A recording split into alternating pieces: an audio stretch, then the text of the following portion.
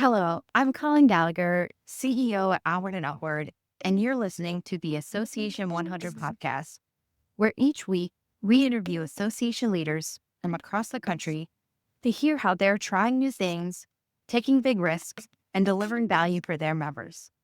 We'll explore the realities of what it means to work in and with associations and bring you the insights and inspiration you need to advance your career and make big changes at your association.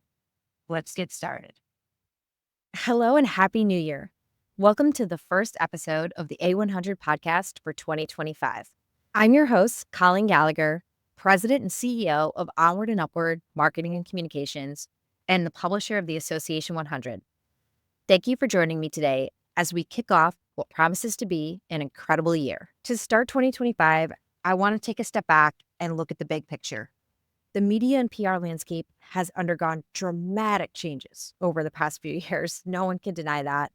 And as we head into this new year, I want to reflect on where we've been, where we are now, and where I think we're heading. We'll also tee up an exciting January series that we've got planned for you, which includes interviews with leading media professionals who will share their insights into how news is evolving, what reporters want from PR professionals, and how associations can position themselves as the go-to source in their industries. So let's dive in. When I first started my career in PR about 20 years ago, which seems crazy to say it's been 20 years, everything really revolves around relationships. It was all about sitting down with reporters for coffee, hosting press dinners, really building that foundation of trust and mutual understanding. Back then, if you had the relationship and a good story to tell, you had a winning combination. But then it felt like the landscape shifted. And for a while, the focus somewhat moved away from relationships. Obviously, relationships have always had their importance in media outreach, but if you could find the right contact, craft the perfect pitch, and have a compelling story, you could land coverage, even if you didn't know the reporter. We were doing it all the time. It was transactional, efficient, but honestly, sometimes a little impersonal too. Now, though, I feel like we have come full circle and right back to where I started. Newsrooms are shrinking, news cycles are faster than ever, and journalists are asked to do so much more with fewer and fewer resources. It's so much harder to stand out in the clutter, and relationships are once again the cornerstone of effective PR. Of course, a good story is still essential, but it's increasingly difficult to get noticed, even with a good story, if you don't have a strong relationship behind your pitch. And while I'm on this point, let's take a moment to acknowledge some of the recent stories about major newsroom layoffs that we see, cutbacks. It's in the news almost every week. We've seen changes at legacy outlets, digital startups, and regional papers. These shifts are reshaping how we as PR professionals need to approach our work. So, what does successful press outreach look like today then? So, over the years, I've distilled it into a few key principles, and I often share these in our Association Insights videos that you can find either on my LinkedIn page or on our YouTube page. But number one is be targeted. Do not spray and pray. I feel like this is both the most common sense thing to do, but also most often rule broken in PR. You got to research your reporters, understand their beats, and make sure your pitch is relevant. A targeted approach builds trust and increases your chances of success. 2, you've got to do your research. Before you reach out, understand that reporter's recent work, reference something they've covered to show you've done your homework. 3, you got to write a good pitch, and you got to keep it short.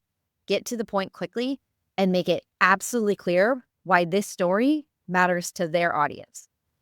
4 is be helpful. Don't only reach out when you want something. This comes back to that relationship building aspect I was just talking about.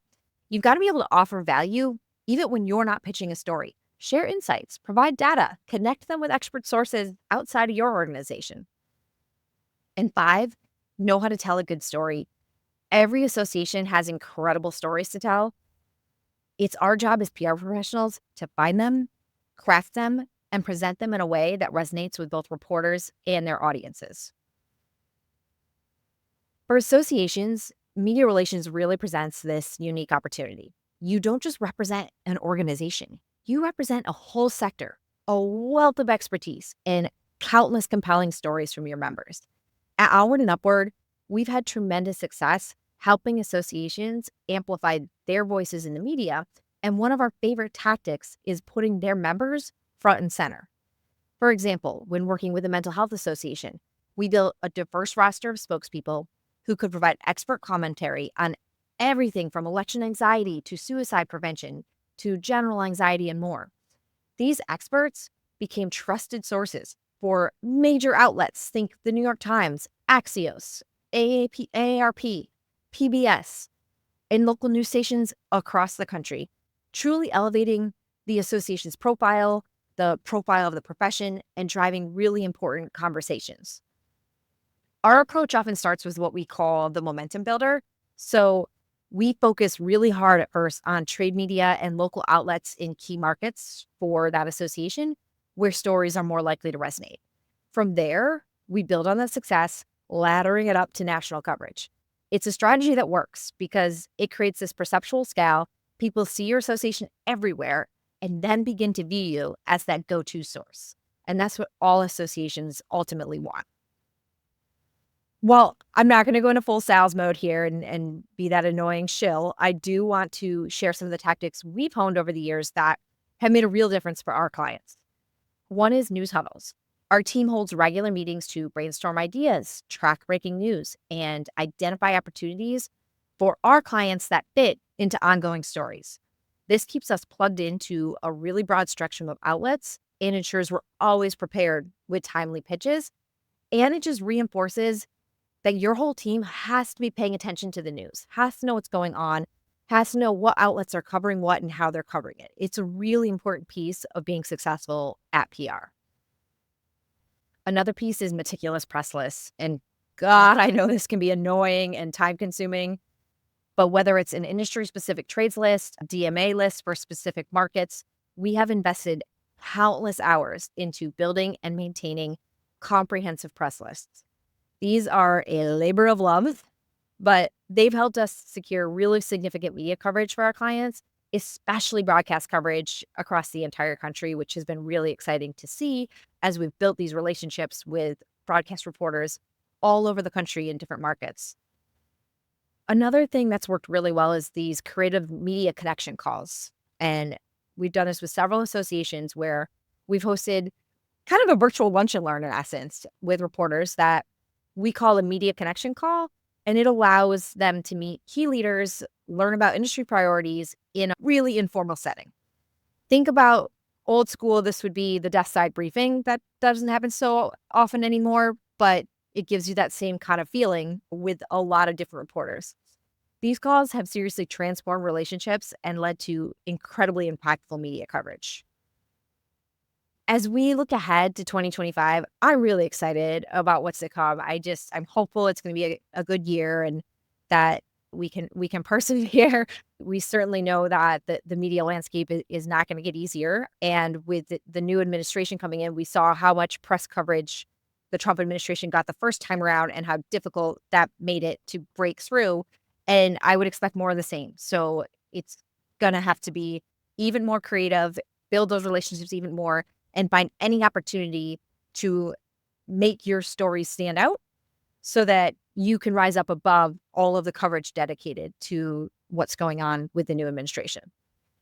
This month, we are also launching a special media series on the A100 podcast where we'll be interviewing journalists and media leaders about the current state of news and what they're looking for from PR professionals.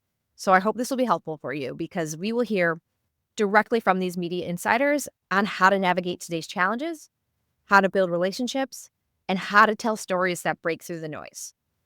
I'm thrilled to announce that our first guest in the series, airing next week, will be award-winning journalist Kirsten Garris. Kirsten's incredible career has taken her from covering national politics in Washington, D.C., to producing award-winning investigative pieces on racial inequity. She has truly done it all, and she will share her experiences and invaluable advice on how PR professionals can collaborate effectively with journalists in today's fast-paced world. Trust me, you will not want to miss this one. We'll also continue bringing you actionable insights throughout the year, sharing what's working, what's changing, and how your association can stay ahead. So thank you for tuning in to this special New Year's episode of the A100 Podcast. I am so grateful for our listeners and for the opportunity to share these conversations with you.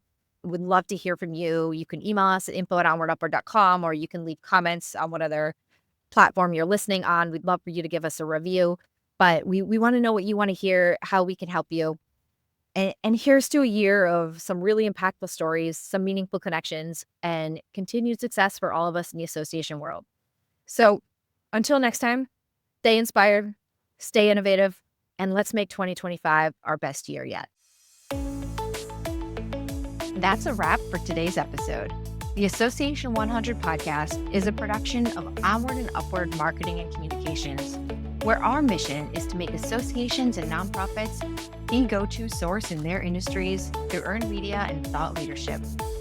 This podcast is an extension of the A100 newsletter, a bi-monthly collection of best practices, top trends, helpful ideas, and smart strategies delivered straight to your inbox.